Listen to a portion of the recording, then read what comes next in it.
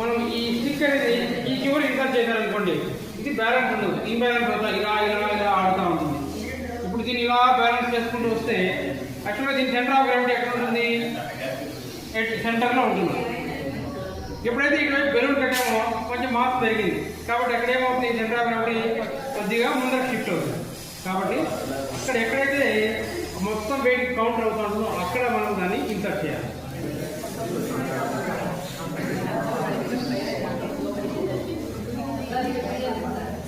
అదే మేడం ఆ స్టిక్ కొద్దిగా ముందరకి. ఇప్పుడు మనము సార్ ఇప్పుడు మీరు కాలేజీ కానీ మనం పిల్లలు స్కూల్ బ్యాగ్ వేసుకొని వస్తూ ఉంటారు.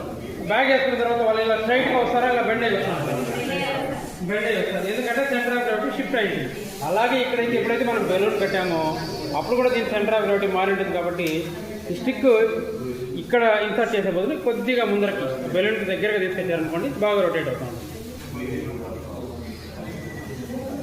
ఇప్పుడు మీరేం చేస్తారంటే ఇంకొక కండిషన్, దీన్ని ఇలా పైకి పెట్టండి. ఇప్పుడు బెలూన్ ఏ వైపు రొటేట్ అవుతుంది, ఒకసారి ఈ వైపుకి ఒకసారి ఆపోజిట్ వైపు చూశారు. ఇప్పుడు పైకి ఇలా పెట్టి నేను కింద పెట్టుకోండి, రొటేషన్ ఎలా కంప్లీట్గా ఇలా పైకి